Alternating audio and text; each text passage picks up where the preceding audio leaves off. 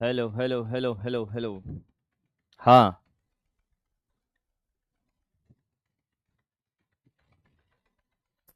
Good morning good morning good morning.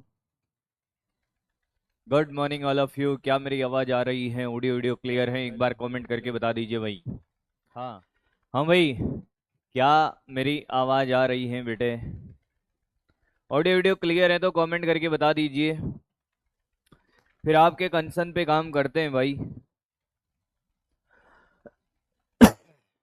कि क्या concern है आपका। मैंने कहा बड़ा आसान सा है। हम्म। सर अभी ग्रेविटेशन में जो बाकी था उसको पहले कंप्लीट करेंगे, उसके बाद ये चैप्टर स्टार्ट करेंगे। पहले हम ग्रेविटेशन में बेटा जो चीजें थी उनको कंप्लीट करते हैं, उसके बाद ये चैप्टर स्टार्ट करेंगे। अभी नहीं कर रहे स्टार्ट इसको। एक बार रिवीजन करा देता हूँ फटाफट से मैं ग्रेविटेशन का। ग्रेविटेशन का एक बार फिर से रिवीजन करा देता हूँ। ग्रेविटेशन के मेरे स्टार बना देंगे तो मैं सुपर स्टार इसी के साथ आपको पीडीएफ में अटैच करके मिल जाएंगे बेटा। इसी पीडीएफ में मिलेंगे। सबसे पहले हमने ग्रेविटेशन में एक बात सीखी कि कोई भी दो द्रव्यमानों के बीच में लगने वाला जो बल है वो ये होता है। हाँ सर। फिर हमने इसके साथ सीखा कि गुरुत्वीय त्वरण का फॉर्मूला Gm/r² होता है। या फिर सर ये भी होता है सर। मैंने कहा क्या? कि ये G समानुपाती ρr भी होता है। अगर ऊंचाई की बात करें तो ये G 1 + h/r का होल स्क्वायर होता है। G अगर गहराई की बात करें, ऊंचाई का भी एक और है सर, G 1 - 2h/r। 31 मिनट का टॉपिक है, उसके बाद हम नया चैप्टर स्टार्ट कर देंगे भाई। और उम्मीद करता हूं कि आपको ग्रेविटेशन एकदम टिप्स पे हो गया होगा। बोलो हाँ या ना। अरे ग्रेविटेशन पढ़ा है, टेस्ट में यही चैप्टर आएगा। पूरे में से पूरे क्वेश्चन सही होने चाहिए इस बार। बेटा रिकॉर्डेड दूंगा, थोड़ी सी तबीयत में सुधार आए तो अभी मैं और कुछ भी नहीं कर रहा हूं। तुम्हारी क्लास भी बस इमरजेंसी में ले रहा हूं ऐसा मान लो। जैसे मुझे लगता है कि अब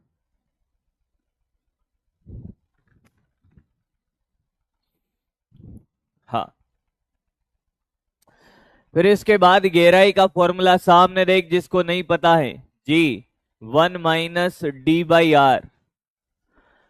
घूर्णन के लिए जी डैश बराबर जी -ω² sin² थीटा।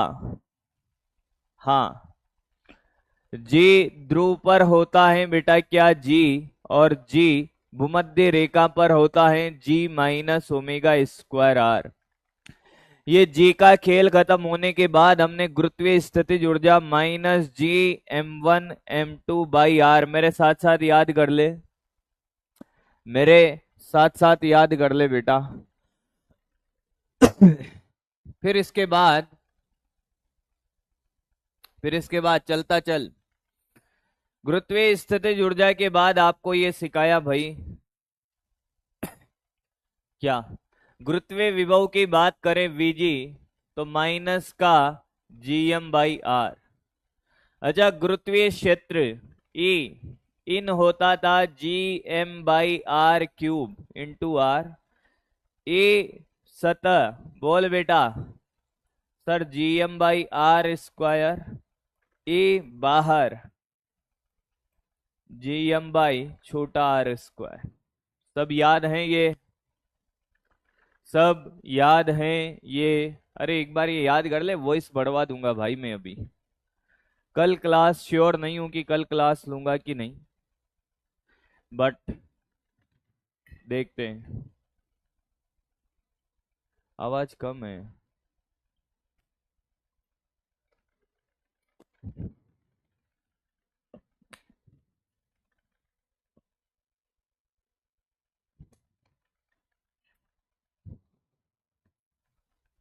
हाँ।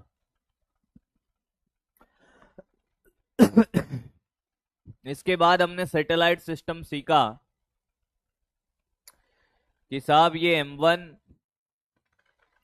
और ये M2 इसके चारों तरफ घूम रहा है। तो काइनेटिक एनर्जी थी साहब G कैपिटल M, इसको कैपिटल M ले ले, ये छोटा m ले ले, बाई 2r। पोटेंशियल एनर्जी थी -G कैपिटल M छोटा m by r। Total energy थी माइनस काइनेटिक एनर्जी यानी कि G कैपिटल M छोटा m बाई r 2r। यहां तक क्लियर था? अरे बोलो भाई। फिर इसके बाद सर हमने पलायन वेग का फॉर्मूला पढ़ा, √2gm/r। पलायन वेग का फॉर्मूला पढ़ा √2gr। पलायन वेग समानुपाती √ρr²। पलायन। फिर हमने कक्षीय वेग पढ़ा सर, ऑर्बिटल वेलोसिटी gm/r, और VA बराबर √2V0 भी हमने पढ़ा। यहां तक कोई दिक्कत किसी को भी? ये सब पढ़ा चुका हूं बेटा। फिर भी तू डरे घबराए तो मेरा वो बस है ही नहीं उसमें बेटा।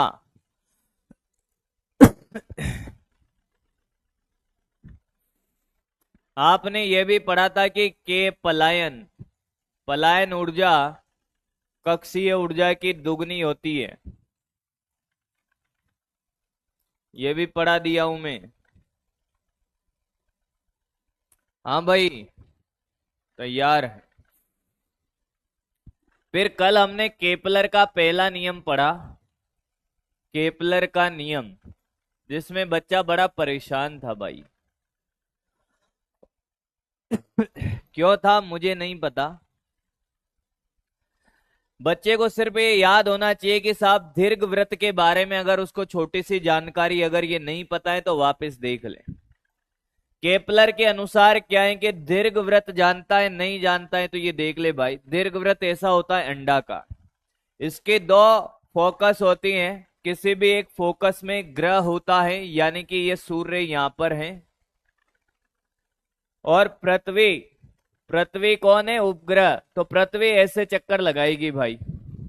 क्या लगाएगी? ऐसे चक्कर लगाएगी। तो ये यहां से ये जो दूरी है, अगर ये टोटल कितनी है बेटा? a है। दीर्घ अक्ष की लंबाई कितनी है? a। तो केंद्र से लेकर फोकस के बीच की दूरी होगी AE। क्या होगी? AE। ये बिंदु सबसे नजदीक है, इस वाली दूरी को मैं R1 बोल रहा हूं। हाँ, तो ये R1 कितना आएगा सर? ये टोटल A है, A में से ये घटा दो, A माइनस A। जिसको नहीं पता है वो देख ले भाई, 1 माइनस E। और इस दूरी को मैं R2 बोल रहा हूं बेटा। ओ बेटा R2। तो ये R2 कितना होगा? A प्लस A, 1 प्लस का E। ये मैंने कल बता दिया था भाई। मुझे नहीं लगता यहां तक किसी को कोई दिक्कत होनी चाहिए। अब यहां तक मैं पढ़ा चुका था, यहां तक पढ़ के आए हो या नहीं आए हो? R1 R2 बराबर नहीं है।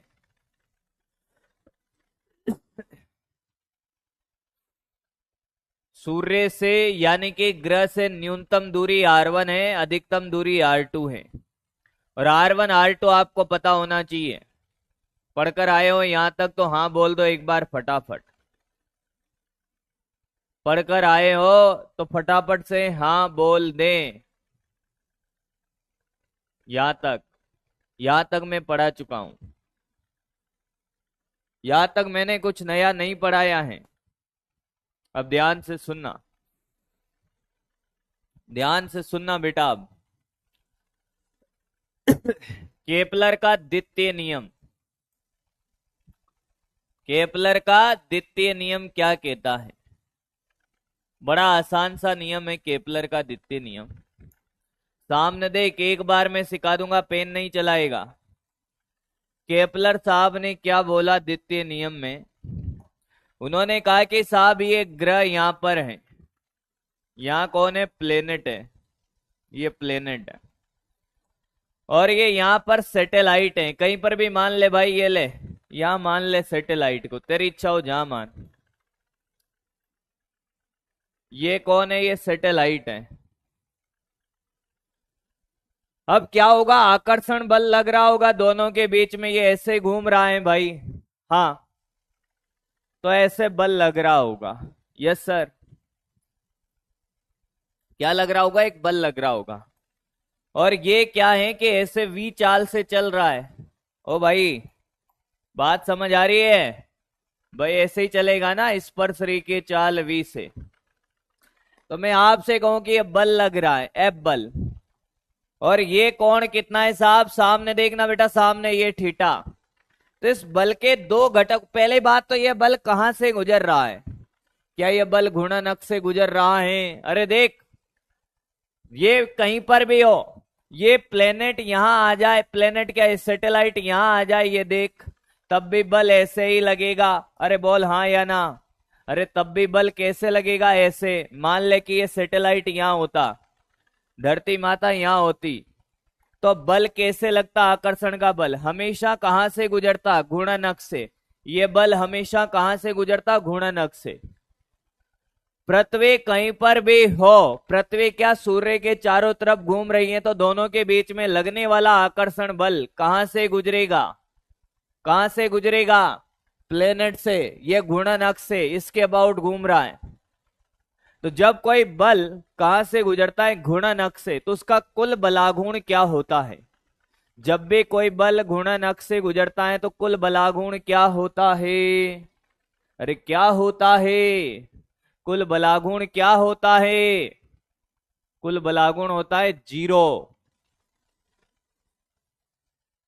तो नेट क्या है? 0 है। तो कोणीय संवेग L क्या रहेगा? नियत। L क्या रहेगा? नियत रहेगा। यानी कि केपलर का जो दूसरा नियम है, ये कोणीय संवेग संरक्षण पर आधारित है। कोणीय संवेग संरक्षण पर आधारित है।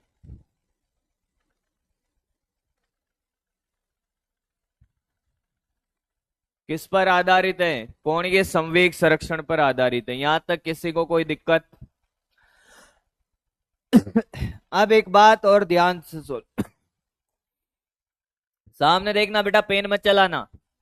मान ले कि ये बल है एफ, हाँ, इस एफ बल को मान लो ये कोण थीटा है और ये इधर जा रहा है वी चाल से।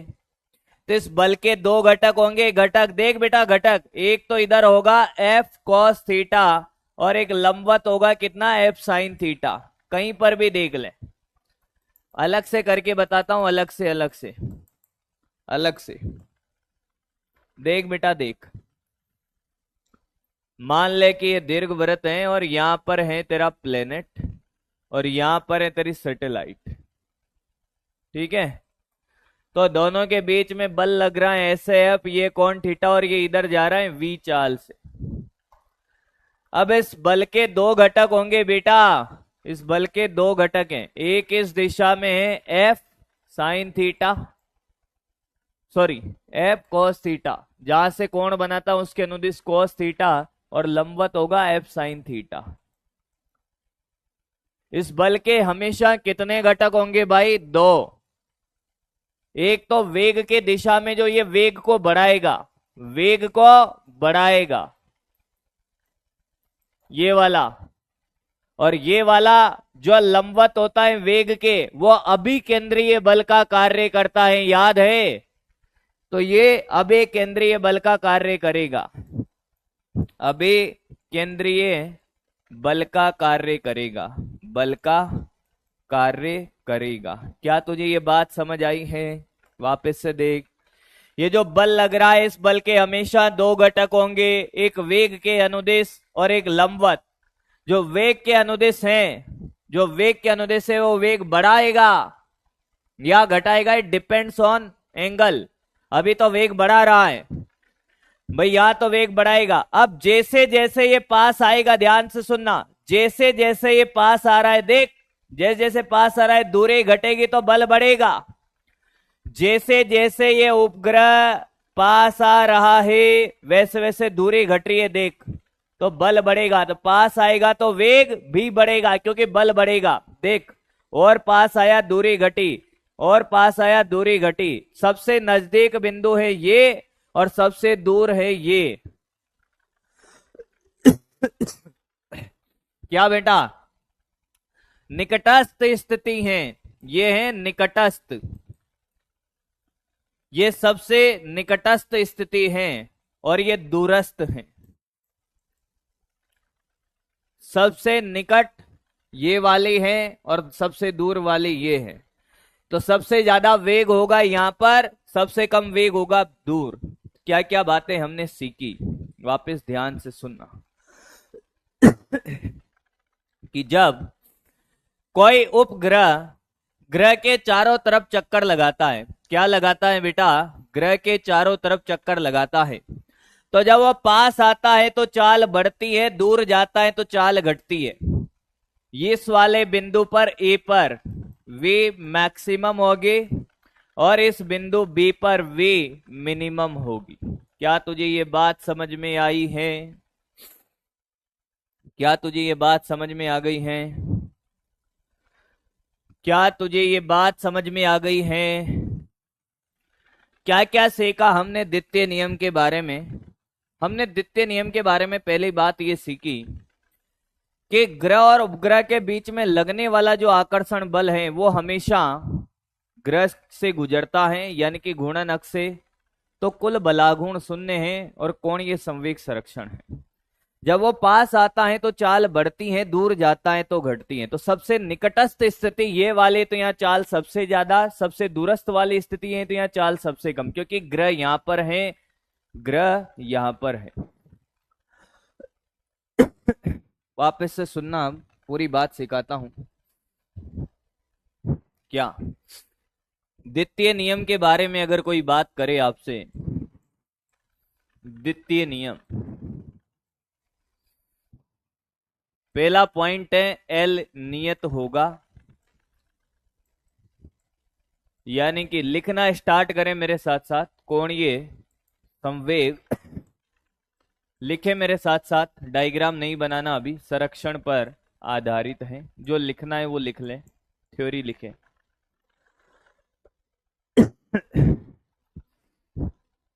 किस पर आधारित है? कोणीय संवेग संरक्षण पर। डायग्राम मेरे साथ साथ बनाए, ये वाले छोटे छोटे।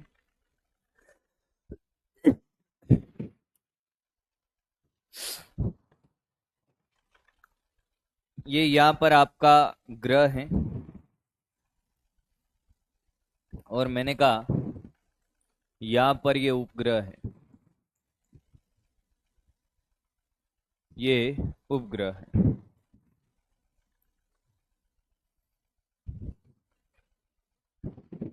ये ए और ये बी।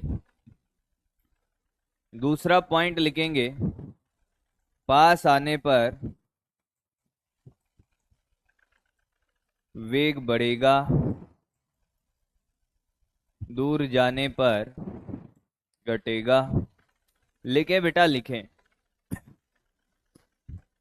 ये V1, ये V2। तो V1 अधिकतम है और V2 न्यूनतम है।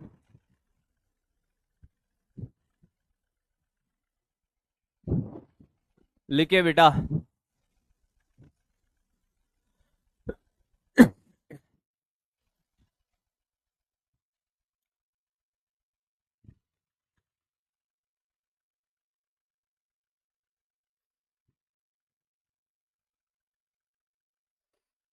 जिसको नहीं पढ़ना है वो सरक सकती है यहां से, भाग जाए यहां से। ए बांदरी,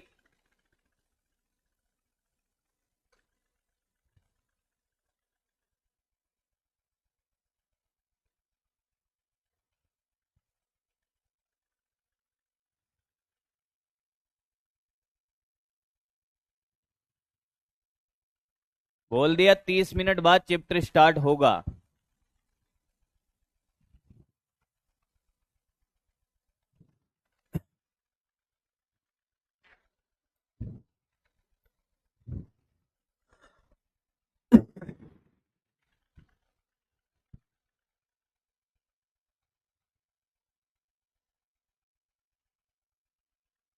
पता नहीं क्या लिख रहा है गधा।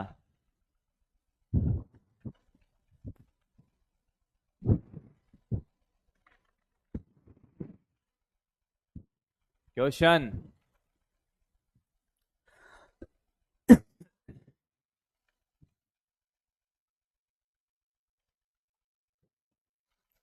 सूर्य यहां पर है, प्लेनेट।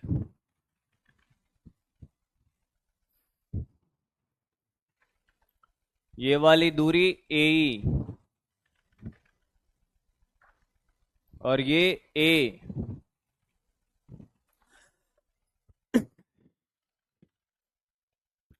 यहां पे चाल V1, यहां पे चाल V2।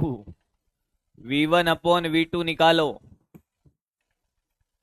ले, अभी पैर पसार के पड़ जाएगी, फिर क्या करेगा?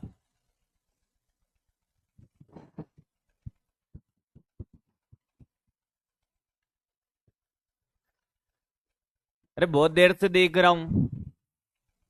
नया चैप्टर स्टार्ट करो। टाइम पास चल रहा है ये। ले कर, ये क्वेश्चन कर। अभी प्राण निकल जाएंगे तेरे इस क्वेश्चन में, जबकि है कुछ नहीं।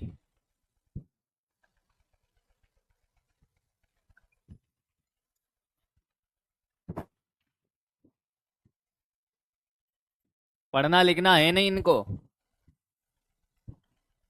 एक बात बता, गुणन अक्ष ये है, ये वाली दूरी R1 बोलिए और ये वाली दूरी R2 होगी। तुझे पता है संवेग संरक्षण L इनिशियल बराबर L फाइनल।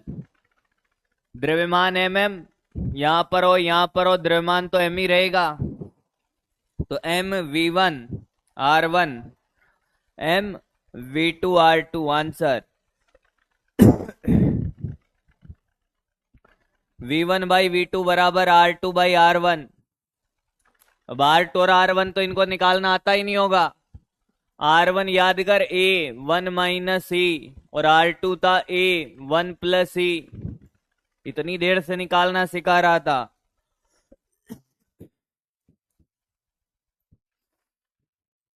अब लौट जा अब, कि नहीं आया? लौट जा, आसपास धूल हो उसमें लौट जा, कि नहीं आया समझ में?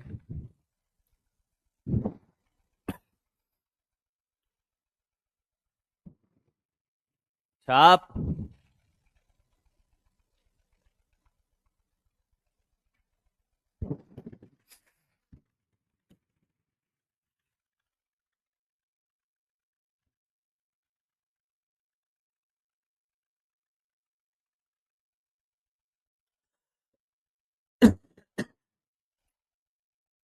अरे मिल जाएंगे भाई, सब मिल जाएंगे, थोड़ा सा इंतजार करो। कॉपी करें।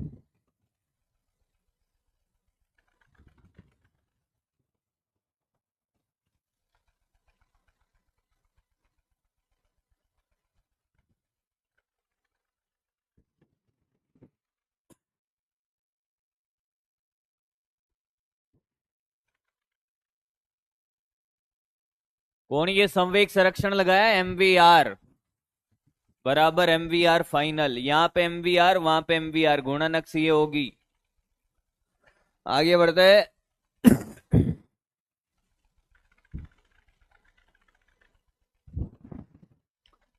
द्वितीय नियम ये कहता है साहब, ध्यान से सुनना। द्वितीय नियम क्या कहता है, अभी खत्म नहीं हुआ।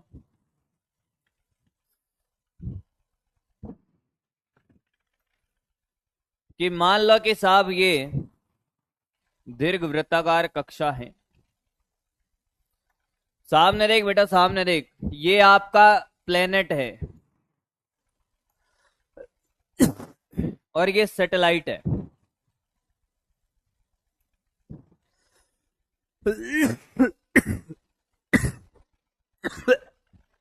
सॉरी, ये प्लेनेट और ये सैटेलाइट। अब आपसे ये कहा जाए कि इन दोनों को मिलाने वाली रेखा किसी टी समय में ये यहां से यहां चलता है, यहां आ जाता है भाई टी समय में, या T1 समय, तो टी समय ले ले भाई। तो ये कितना क्षेत्रफल चली ये रेखा? मैंने कहा ये A1 क्षेत्रफल चली। ध्यान से सुनना। फिर मान ले कि ये यहां आ गया, थोड़ी देर बाद कहा आ गया ये यहां, समान समय में मान लो ये इतनी दूरी और चला, अगले टी समय में ये चला, कितना क्षेत्रफल चला? A2। तो ये द्वितीय नियम क्या कहता है बेटा कि समान समय में ये समान क्षेत्रफल तय करेगा। अगर ये समय समान है तो ये क्षेत्रफल भी समान होगा, यानी कि A1/T बराबर क्या? A2/T। समान समय में समान क्षेत्रफल तय करता है।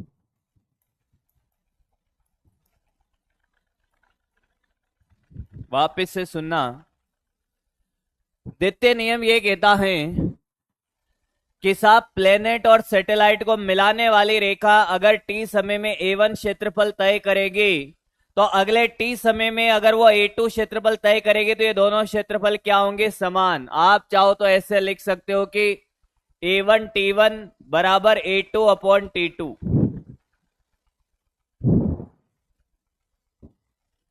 क्लियर है? ये भी आप लिख सकते हो कि T1 समय में A1 क्षेत्रफल चले तो T2 समय में A2 क्षेत्रफल चले, तो ये जो रेशियो होगा, क्षेत्रफल वेग कहते हैं इसको। क्या कहते हैं बेटा? क्षेत्रफल वेग। कि समान समय में समान क्षेत्रफल तय करता है। एक बार लिख, क्वेश्चन कराऊंगा अभी तेरे को समझा दूंगा। जैसे मैं क्वेश्चन कराऊंगा तेरे को बात समझ आ जाएगी। जैसे मैं तेरे को इस पे क्वेश्चन कराऊंगा बात समझ आ जाएगी। एक बार कॉपी कर, सब समझा दूंगा बेटा। नहीं समझ आया अभी समझा दूंगा, चिंता मत कर, एक बार इसको कॉपी कर।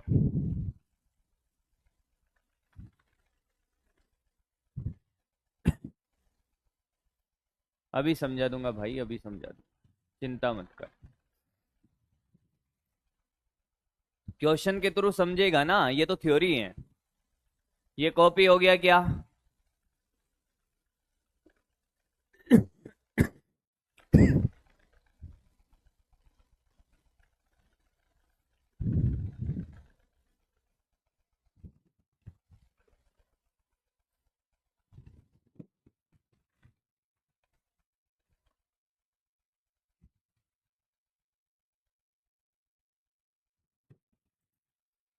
देख बेटा, देख क्वेश्चन, देख सामने देख।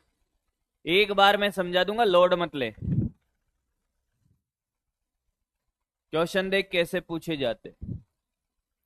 मान ले ये तेरा क्या है? प्लेनेट है। हाँ, क्या है? प्लेनेट। अब कोई सैटेलाइट यहां से चलता है ए से बी। कहां चलता है? ए से बी। और फिर चलता है बी से ए। ए से बी चलने में वो T1 समय लेता है, और बी से ए चलने में वो T2 समय लेता है। कितना समय लेता है? T2 समय। क्वेश्चन ध्यान से सुनना। ए से बी चलने में, ए से बी चलने में T1 समय, और बी से ए चलने में T2 समय। तो ऑप्शन ए T1 बराबर T2, T1 greater than T2, T2 greater than T1। ये क्वेश्चन है। इस क्वेश्चन के बाद तुझे क्लियर हो जाएगा एकदम। इस क्वेश्चन के बाद बेटा तुझे क्लियर हो जाएगा एकदम दूसरा नियम तेरा।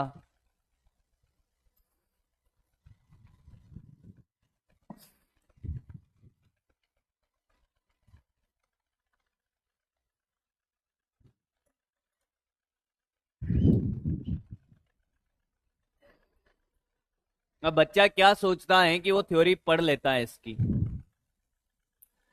कि साहब समान समय में समान क्षेत्रफल चलेगा, तो देखता है क्षेत्रफल कैसे देख रहा है कि सर देखो इधर इतना है इधर भी इतना, इसलिए वो गलत आंसर दे रहा है ए वाला जो गलत है। तो सामने देख, मैंने कहा था कि कौन क्षेत्रफल प्लेनेट और सैटेलाइट को मिलाने वाली रेखा, जब ये यहां पर है तो इन दोनों को मिलाने वाली रेखा ये हैं, और जब ये यहां आ जाएगा तो इनको मिलाने वाली रेखा यहां बन जाएगी। तो ये क्षेत्रफल ये हैं, ये A1 है। और जब ये B से A आएगा तो कितना क्षेत्रफल चलेगी ये, देख B से आएगा तो ये रेखा कितना क्षेत्रफल चलेगी, ये वाला, ये A2 है। मुझे बता कौन सा क्षेत्रफल ज्यादा है, A1 ग्रेटर देन A2 है। कौन सा क्षेत्रफल ज्यादा चला, A1 ज्यादा चला A2 से। तो बेटा कौन सा समय ज्यादा होगा, T1 ज्यादा होगा T2 से। फिर भी तू परेशान है तो ये देख, तो ये जानता है A1 अपॉन T1 बराबर होता है A2 by T2। Ji sir, तो A1 अपॉन A2 बराबर क्या T1 बाई T2 लिख दे। और तेरे पास ये तो यहां से समझ गया, तो क्या A1 upon A2 greater than 1 है। और देख यहां से, तो ये ग्रेटर देन 1 कर दे, तो T1 ग्रेटर देन T2। अब बता आया कि नहीं आया, आया है। अरे ज्यादा क्षेत्रफल चलेगा ज्यादा समय लेगा ना, समान समय में समान क्षेत्रफल चल रहा है तो ज्यादा क्षेत्रफल चलेगा तो ज्यादा समय लगेगा ना। अब तुम क्षेत्रफल कौन सा देख रहे हो, इधर का और इधर का नहीं, इन दोनों को मिलाने वाली रेखा ने जो क्षेत्रफल तय किया, ये यहां आ गई तो ये क्षेत्रफल इधर का, और ये यहां से आए तो यही तो क्षेत्रफल चला। समझ आया अब, पक्की बात है, सोच ले। मुझे लगता है अब समझ आ गया होगा, मुझे लगता है कि अब समझ आ गया होगा बेटा, कॉपी कर ले।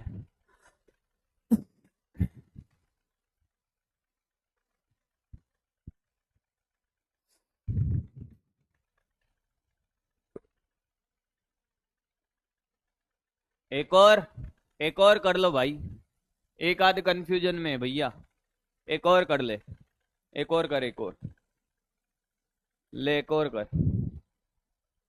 तो क्या 4 करा दूंगा, मेरे क्या है।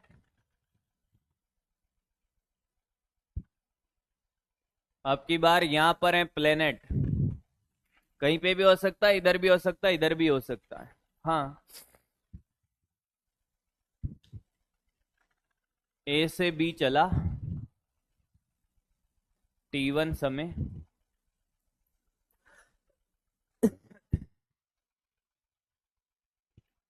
B से C चला T2 समय। किसी सैटेलाइट को यहां से, ये सैटेलाइट है, A से B चला T1 समय, B से C चला T2 समय, तो ऑप्शन ए T1 बराबर T2, T1 greater than T2, T2 greater than T1। चल भाई गलत मत कर देना।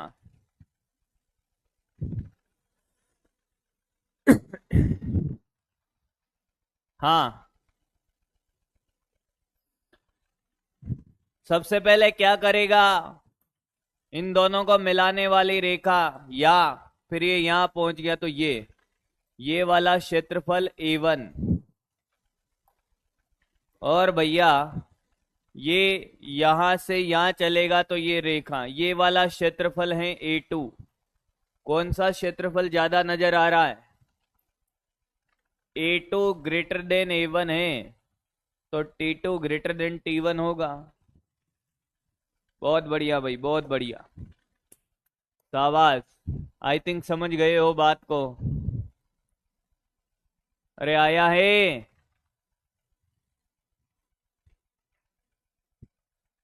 चलो टाइम पास नहीं करेंगे। तृतीय नियम, केपलर का तृतीय नियम,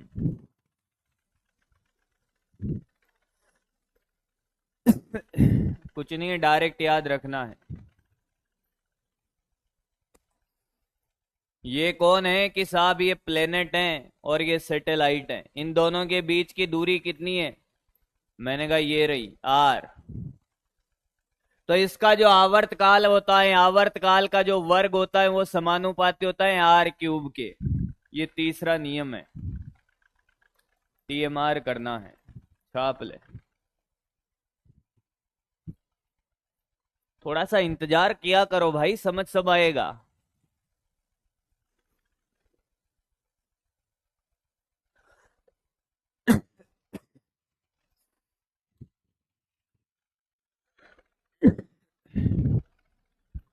टी आवर्त काल है।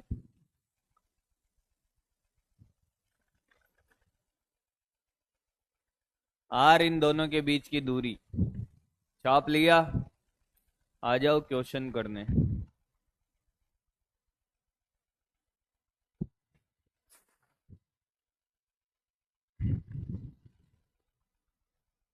दो 2011 में पूछा गया क्वेश्चन, सूर्य के परवलयिक पथ में परिक्रमा कर रहे ग्रह की न्यूनतम दूरी R1, अधिकतम दूरी R2 है। इन स्थितियों में वेग V1 V2 है, तो V1 V2 का अनुपात। बोल भाई, अभी अभी पढ़ाया। कोणीय संवेग संरक्षण M V1 R1 बराबर क्या? M V2 R2। V1 by V2 बराबर R2 बाई R1।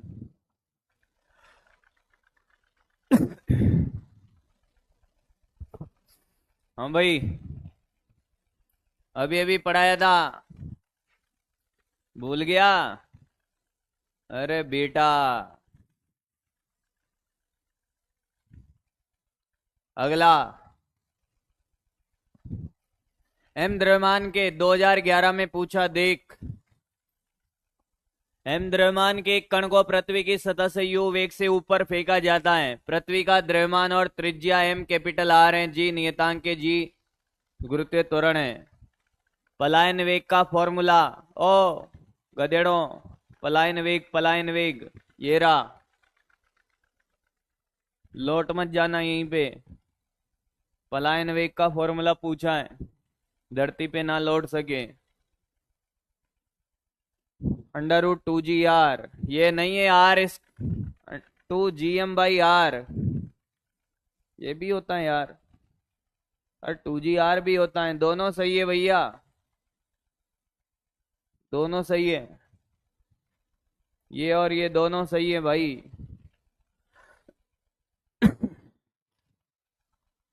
तो दोनों सही है भाई, दोनों सही है रे। उसने टाइप करते टाइम कर दिया होगा कांड।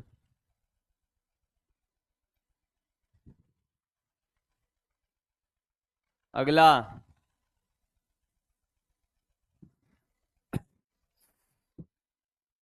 अगला कर भाई। पृथ्वी के दो उपग्रह ए व बी वृत्तीय कक्षाओं में त्रिज्याएं 4R व R है। यदि उपग्रह ए का कक्षीय चाल 3 तो बी की कक्षीय चाल, जल्दी कर रहे हैं।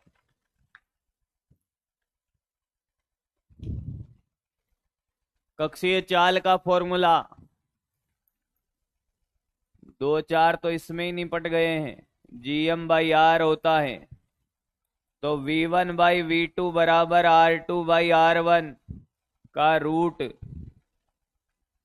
हाँ सर, V1 है 3V, ये V2, ये 4R और ये R का रूट कट गयो रे।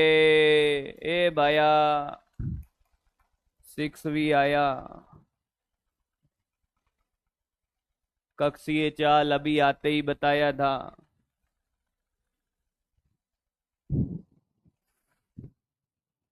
ये वाला कर, अभी अभी सिखाया कॉन्सेप्ट। इस चित्र में एक ग्रह एम का सूर्य एस के गिर्द ऑर्बिट पथ दिखाया है। आच्छादित क्षेत्रफल SCD SAB का दुगना है। SCD ये 2A है और ये A है। तो यदि ग्रह को C से D जाने में T1 समय लगता है, यहां से यहां जाने में T1 और यहां से यहां जाने में T2 समय लगता है। करें भाई? क्या तुझे नहीं पता? A2/T2, 2A/T1, A/T2। तो मने मने लागे भैया कि 2T2 आ रहा है मेरा तो 4 आ रहा है 4। पता नहीं क्या किया है इन गधेड़ों ने, मेरा तो 4 आया है। अरे ये लगाना है, बराबर में भी ऑप्शन है कुछ कुछ भी। सीखे तो सही पर ढंग से नहीं सीखते हैं ना हम, तो कुछ भी लिख देंगे फिर।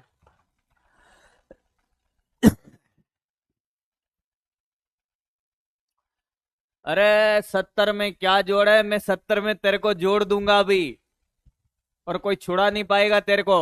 पढ़ ले। 70 में क्या जोड़ेगी? 17 आ जाए, अभी मैं तेरे को जोड़ दूंगा 70 में। बांद्रो जैसो फिरेगो अभी इधर उधर।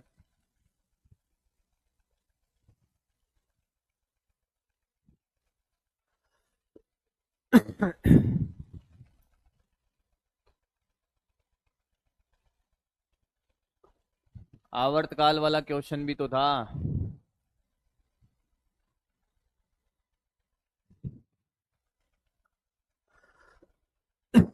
चलो भाई एक और देख लो अब।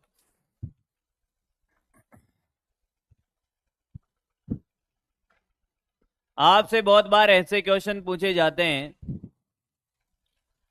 कि एक 9m द्रव्यमान है और एक m द्रव्यमान है। हाँ,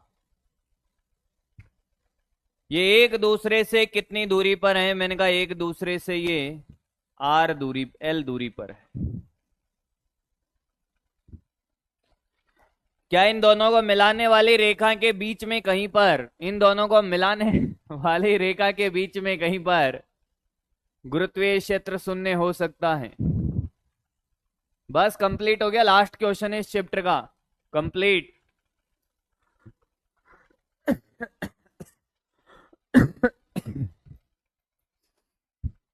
क्या इन दोनों को मिलाने वाली रेखा के बीच में गुरुत्वीय क्षेत्र शून्य हो सकता है? बिल्कुल हो सकता है सर। यहां पर कहीं पर मान लो, क्योंकि ये बल लगाएगा इधर, मान लो हमने छोटा m ले लिया, और ये वाला आकर्षण बल लगाएगा इधर, ये दोनों बल बराबर, तो 0 हो जाएगा। अरे बोल हाँ या ना? हो सकता है। तो हमने कहा यहां से x दूरी पर हमने माना कि हो जाएगा, तो इधर ये कितनी दूरी बची? ये l-x। मैं इसका ट्रिक भी बताऊंगा आपको। तो इन दोनों के बीच का बल और इन दोनों के बीच का बल बराबर कर दे। इन दोनों के बीच का बल J9m छोटा m/x² बराबर हो जाए इन दोनों के बीच का बल J छोटा m capital M upon l-x²। काट भाई। तो ये तो 9 इंटू l-x² बराबर x²। बाकी तो कट गया, रूट ले ले तो ये 3l-x और ये x।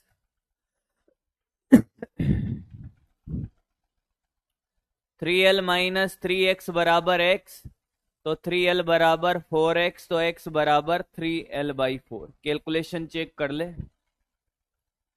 3l/4 कितने जनों की आ रहा है?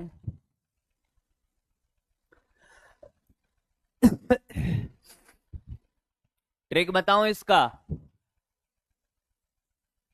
अरे मैं तेरे को जोड़ दूंगा रे अभी, क्यों कर रहा है? इस चैप्टर के स्टार मैंने लगवा दिए हैं, पीडीएफ अभी अटैच नहीं करवाई, नहीं तो दिखा देता। जैसे ही क्लास एंड होगी पीडीएफ ऐड करा दूंगा इसमें, स्टार वाली। ट्रिक बताएं? ट्रिक ट्रिक, इसका ट्रिक देख। मान ले ये m1 है और ये m2 है, और दोनों के बीच की दूरी जो भी है r, तैर से गए कि इन दोनों को मिलाने वाली रेखा के बीच में कहीं पर गुरुत्वीय क्षेत्र शून्य है, गुरुत्वीय बल शून्य है। कितनी दूरी पे? मैंने कहा x।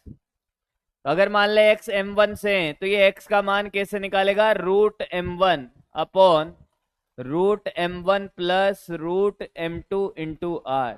डायरेक्ट डायरेक्ट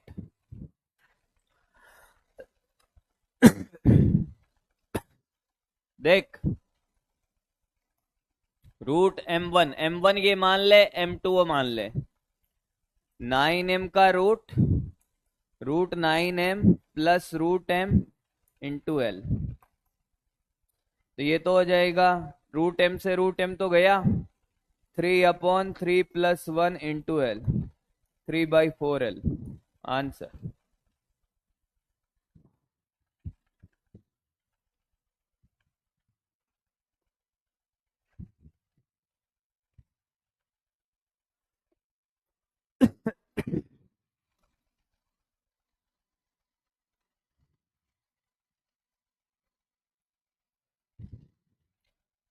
कितने स्लाइड का स्टार होगा? स्टार है लगभग 8 स्लाइड का है।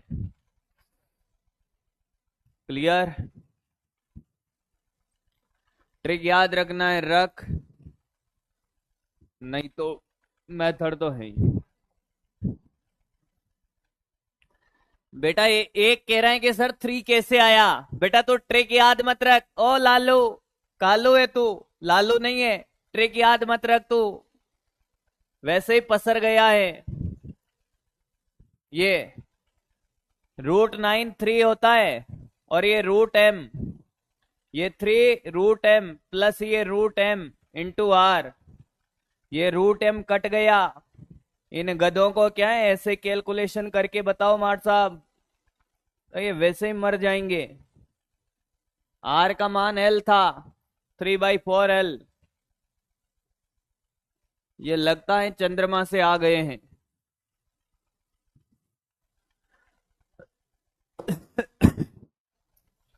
तो फाइनली ये चैप्टर कंप्लीट हो गया है बेटा।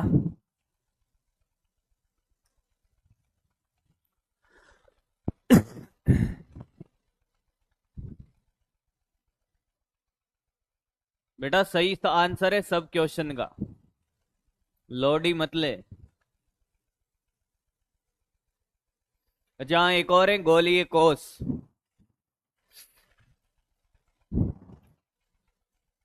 गोलीय कोष जहां भी लिखा होगा ना, इसका मतलब है खोखला गोला। खोखला गोला, गोलीय कोष का मतलब है बेटा खोखला गोला। अब ये खोखला गोला क्या होता है? मैंने कहा कुछ नहीं, कोई बड़ी बात नहीं है। खोखला गोला है, m द्रव्यमान, r त्रिज्या। खोखला है, अंदर कुछ नहीं है, द्रव्यमान कुछ नहीं है, तो अंदर गोले के अंदर E in 0। जो खोखला गोला है उसके अंदर गुरुत्वीय क्षेत्र या गुरुत्वीय त्वरण क्या होता है? 0। सतह E, सतह पे होता है बेटा gm/r²। वही होगा सतह पे जो उसका होता है सॉलिड गोले का। और E बाहर gm/r²। ये r बराबर कैपिटल R और ये r greater than capital R। ये रहा तेरा। क्लियर है? गोलीय कोष या खोखला गोला, तुझे एक बात याद रखनी है, कोई बड़ी बात नहीं है, अंदर E in 0 होता है बस। बाकी ये सारे के सारी चीजें रिपीटेड आप इलेक्ट्रोस्टैटिक्स में पढ़ रहे होगे। इलेक्ट्रोस्टैटिक्स में बहुत सारी चीजें पढ़ाई जाती है भाई, और मैं जनरली इस चैप्टर को वहीं पढ़ाता हूं, पर यहाँ पे तुम्हारे प्लानर में था इसलिए यहाँ पढ़ाना पड़ गया ये।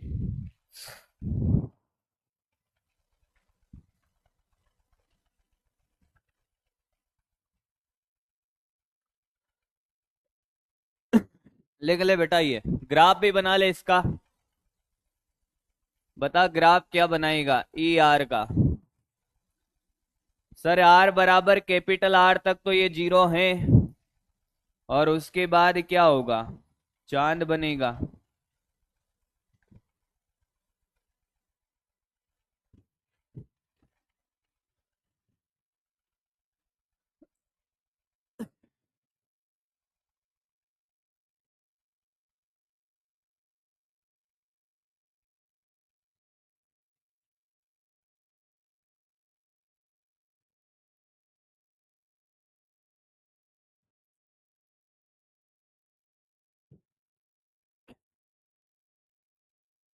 क्लियर बेटे?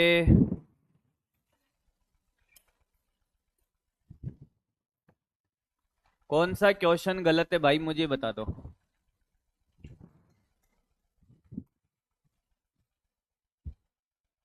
ये वाला? ये तो सही है एकदम। ये भी सही है।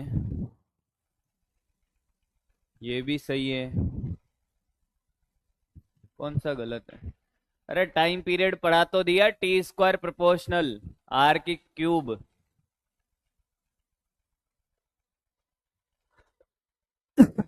वो वाला टाइम पीरियड यहाँ नहीं पढ़ेंगे। आर बाई जी वाले की अगर बात कर रहे हैं, टी बराबर 2 पाई रूट r/g, यहाँ नहीं पढ़ेंगे।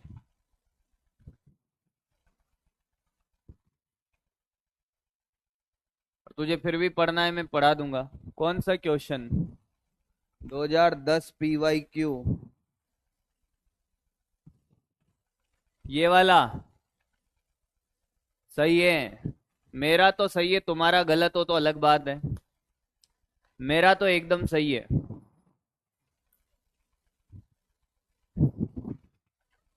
मेरा तो एकदम सही है बेटा। मेरा तो एकदम सही है। 6 वीक एकदम सही आंसर है। तुम्हारा हो सकता है गलत हो। मेरा सही है एकदम। तुम देख लेना तुम्हारे हिसाब से, तुम्हारा गलत हो तो। चलो भाई।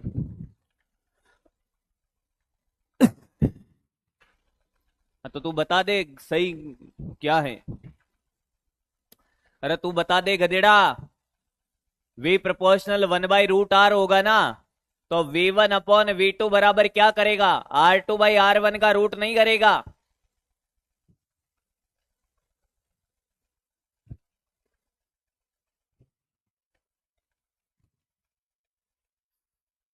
तो ये दे रखी है 4r रूट का, और ये r रूट का, तो ये कट गया और ये 2 बचा। ये 3v है और ये कितना है? 1 मिनट।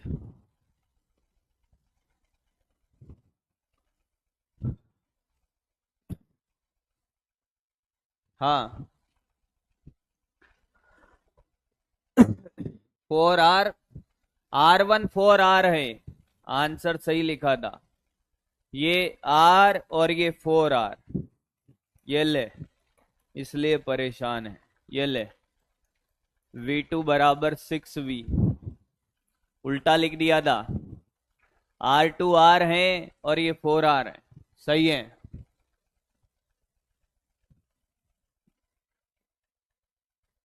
फिर भी आंसर वही आ रहा है, 6v आएगा।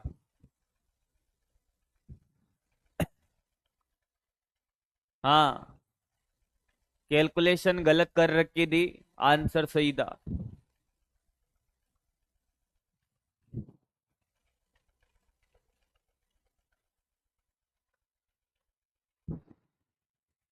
आंसर तो सही था बेटा।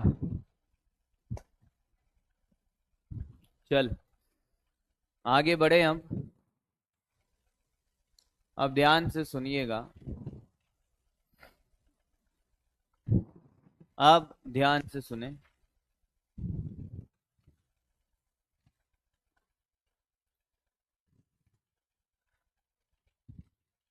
कुछ नहीं बाकी है बेटा। भार हीनता जहां पे जी 0 होता है भाई, वेटलेस, वो और वो सब पढ़ा दिया है। बाकी एक आध टॉपिक अगर इधर उधर हो रहा होगा तो मैं देख लूंगा, बाकी सब करवा दिया है। इसकी जो भी अगर थोड़ी बहुत कमी रही होगी तो इलेक्ट्रोस्टैटिक्स में निकल जाएगी, लोड मत ले। बाकी तेरा क्वेश्चन नहीं अटकेगा। अब सुन। Mechanical properties of fluid. कितने जनों को इसमें डर लगता है? फ्लूइड के अंदर तरलों के यांत्रिक गुण वाला जो चैप्टर है, तरलों के यांत्रिक गुण वाला जो चैप्टर है, इसमें कितने जने परेशान रहते हैं? बोलो भाई, कितने जने परेशान रहते हैं इसमें? अब ध्यान से सुनिएगा, ये चैप्टर बड़े चैप्टर में गिना जाता है। बड़ा चैप्टर है, पहली बात ये बड़ा चैप्टर है। इसके दो पार्ट हैं, पार्ट 1 और पार्ट 2। दो पार्ट में पढ़ाया जाएगा। यहां से 2 क्वेश्चन आने हैं, यानी कि 8 मार्क्स का वेटेज है। तरल क्या होता है कि साहब पानी तरल है, तेल तरल है, ऑयल तरल है। तरल का मतलब नहीं वो नहीं है जो पानी आप पीते हो, तरल का मतलब है जो बह सकता है। तरल का मतलब क्या, जो बह सकता है। पार्ट 1 में रुका हुआ तरल पढ़ाया जाएगा, रुका हुआ तरल। और पार्ट 2 में बहने वाला तरल, बहने वाला तरल पढ़ाया जाएगा। पहली बात तो आपको पहले ही बता दिया जाए कि ये जो चैप्टर है बड़ा चैप्टर है, 2 क्वेश्चन यहां से आने हैं, 8 मार्क्स का वेटेज है। रुका हुआ तरल और बहने वाला तरल 2 पार्ट में तोड़ के यहां से पढ़ाया जाएगा।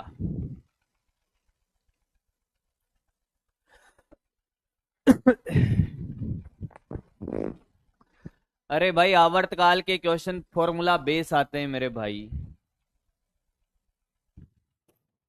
आजा आजा आजा आजा, रुक।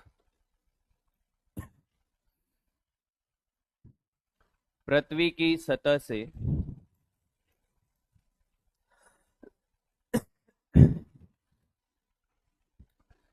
पार ऊंचाई पर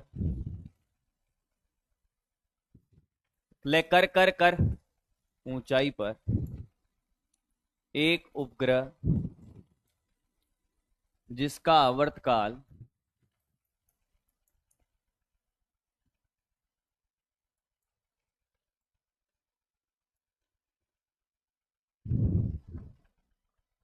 24 घंटे हैं, तो पृथ्वी की सतह से r ऊंचाई पर स्थित उपग्रह का आवर्तकाल होगा।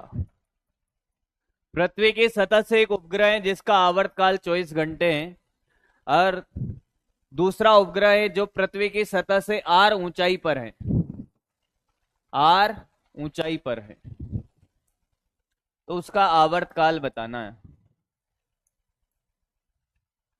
कर कर कर कर कर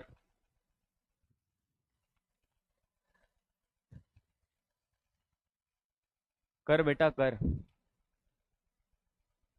आवर्तकाल के चक्कर में पड़ रहा है क्या? ये नहीं आता तुझे? टी स्क्वायर समानुपाती आर क्यूब। अब ये आर कहां से? पृथ्वी के केंद्र से, तो ये T1/T2 बराबर ये स्क्वायर में R1/R2 का क्यूब। अब इधर देख, ये तो हो गया 24 और ये T2 ये स्क्वायर। R1 कितना होगा? 5R नहीं 6R, केंद्र से 6R होगा, और नीचे नीचे आएगा 2R। ये R ऊंचाई है सतह से का क्यूब, ये कट गया 3 का क्यूब, ये 24/T2 का स्क्वायर। सोल्व कर ले अब, 9 और 30 27। कर भाई, करना अब। तो ये 24/T2 का स्क्वायर बराबर 27, रूट ले ले 24/T2, ये 3√3 हो जाएगा, तो T2 आ गया तेरा 24/3√3, 8/√3, 8/√3 आया है। आराम से देख ले। तुम्हें कैलकुलेशन नहीं आ रही है अब?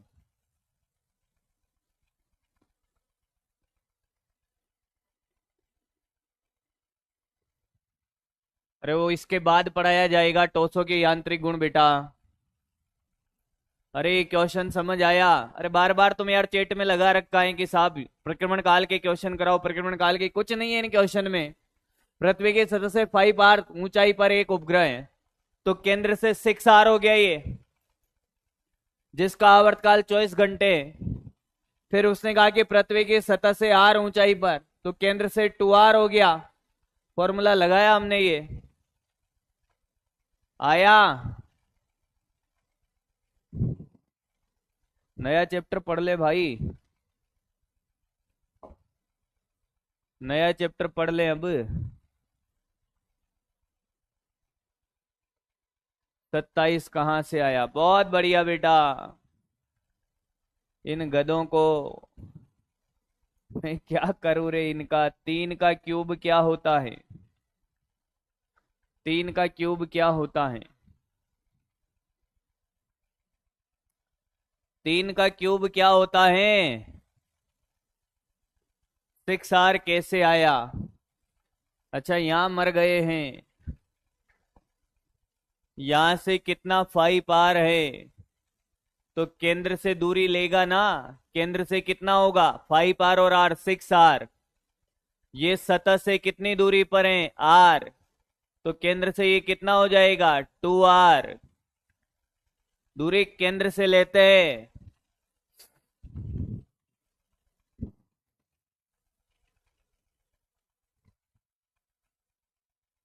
6 समझ आ गया? 6 कहां से आया? 5 आर और आर केंद्र से हो गया 6 आर, और ये सतह से आर और ये आर, तो ये हो गया 2 आर। ऐसे आया। मुझे लगा कर लेते भैया, बढ़िया हुआ करवा दिया मैंने। ये सही किया मैंने, क्वेश्चन करा दिया ये। तकलीफ यहाँ ये थोड़ी है सर कि 27 कैसे आया। साला यही नहीं समझ आ रहा अभी तो 6 आर कहां से आया है, 2 आर कहां से आ गया है। वे दूरियां केंद्र से नापते हैं ना, कब नापोगे? पता नहीं कहां कहां की तो तुम केंद्र से नाप लेते हो।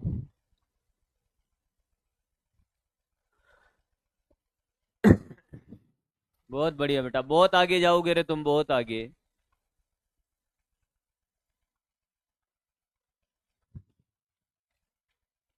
कितने मन से मैं नया चैप्टर स्टार्ट कर रहा था।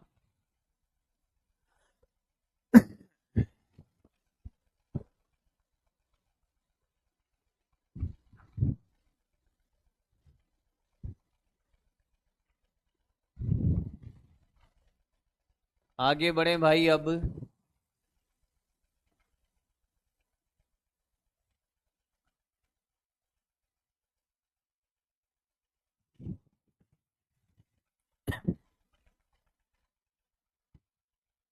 कर लोगे, पक्की बात है, कर लोगे। तो सुने ध्यान से अब।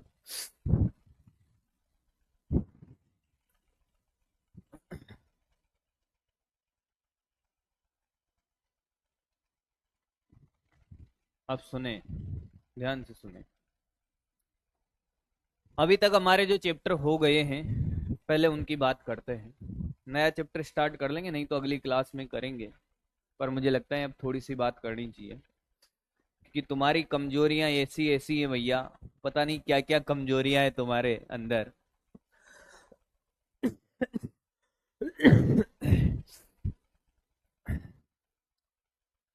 बेसिक मैथ्स, यूनिट डायमेंशन यूएनडी, ये पहला चैप्टर। दूसरा काइनेमेटिक्स। तीसरा, काइनेमेटिक्स में सब आ गया, 1D 2D प्रक्षेप्य गति सब। एनएलएम, एनएलएम में आपका सब आ गया, वृत्तीय गति। एनएलएम के बाद आपका आ गया वर्क पावर एनर्जी। फिर आ गया आपका सीओएम। फिर आ गया आपका रोटेशन। फिर आ गया आपका ग्रेविटेशन।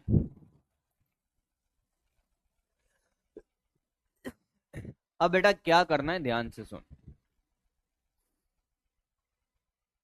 अब देख क्या करना है तुझे। ये जो लिस्ट बनाई है ना तेरे सामने, बेसिक मैथ्स तो तुझे आना ही चाहिए, नहीं आता है तो बहुत घबराने वाली बात है। इतने चैप्टर में आपको कंप्लीट पढ़ा चुका हूं। अब आज आप घर पे बैठो आराम से, और ये देखिए संडे है आपके पास, ग्रेविटेशन आप अब की बार ग्रेविटेशन टेस्ट में आ रहा है, टेस्ट का ज्यादा लोड लेने का नहीं है, सारे क्वेश्चन कर आओगे ढंग से कर लिया तो। इन 7 चैप्टर में 100% आपको कितने चैप्टर आते हैं बताएंगे एक बार? 7 चैप्टर, टोटल चैप्टर कितने? 7 चैप्टर। 100% का क्या क्राइटेरिया है सर? क्या आपको इतना भरोसा है कि साला इस चैप्टर में कोई सा भी क्वेश्चन दे दे मुझे, मैं कर दूंगा? वह बेसिक मैथ्स में भेज दिया वेक्टर को बेटा, या भेज दिया वेक्टर को बेसिक मैथ्स में, कितने? क्योंकि सिलेक्शन सारे चैप्टर आने से नहीं होता है, 100% आने से होता है। 4 चैप्टर आते हो 100% आते हो। तो ये जो जीरो वाले हैं, आपके पास एक मौका तो ये है, जो जीरो वाले बच्चे आपके पास एक मौका है कि अब की बार टेस्ट के हिसाब से आप तैयारी करो, ग्रेविटेशन को ले जाओ करके। ग्रेविटेशन आप 100% उड़ा सकते हो। बाकी कुछ बच्चे हैं, मैं आपको बता दूं कि आप साथ साथ में रिवीजन में पढ़ना स्टार्ट कर दो। ये चैप्टर का लिस्ट बना के बेटा, जो भी चैप्टर आपको इनमें से सबसे ज्यादा आसान लगता है पहले वो चैप्टर करें। जो भी चैप्टर आपको आसान लगता है इन 7 चैप्टर में पहले वो चैप्टर आप करना स्टार्ट करें, नहीं तो बहुत तकलीफ आने वाली है बेटा।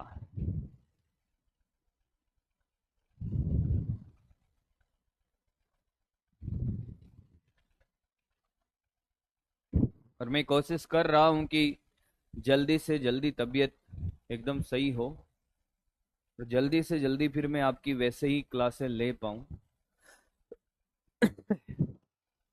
अभी आप मानोगे नहीं, आज ही मुझे पता चला कि जो कोटा कोटा का डाटा निकल के आया है कि पिछले 1 वीक में लगभग 1.5 लाख जनों को ये वायरल फीवर हुआ था।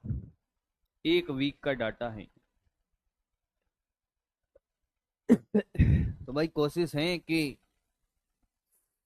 जैसे ही तबीयत एकदम बढ़िया से होती है उसी धुआंधार तरीके से आपकी क्लासें होगी, ठीक है? अब आप ऐसा करिए भाई, अगला चैप्टर अपन अगली क्लास से स्टार्ट करेंगे। आप यूं करो, अभी ग्रेविटेशन को रिवाइज कर दो, घंटा भर आपको मिलेगा उसमें, ठीक है? अभी ग्रेविटेशन को आप रिवाइज कर दो एकदम बढ़िया से। ग्रेविटेशन में एक लिस्ट बना लेना बेटा कि ग्रेविटेशन में ये टॉपिक आपको तकलीफ दे रहे हैं, उन्हीं टॉपिक को आपको वापस से पढ़ना है, ठीक है भाई? चलो फिर मिलते हैं अगली क्लास में, आज नहीं पढ़ाऊंगा ज़्यादा बेटा। Thank you, thank you, thank you.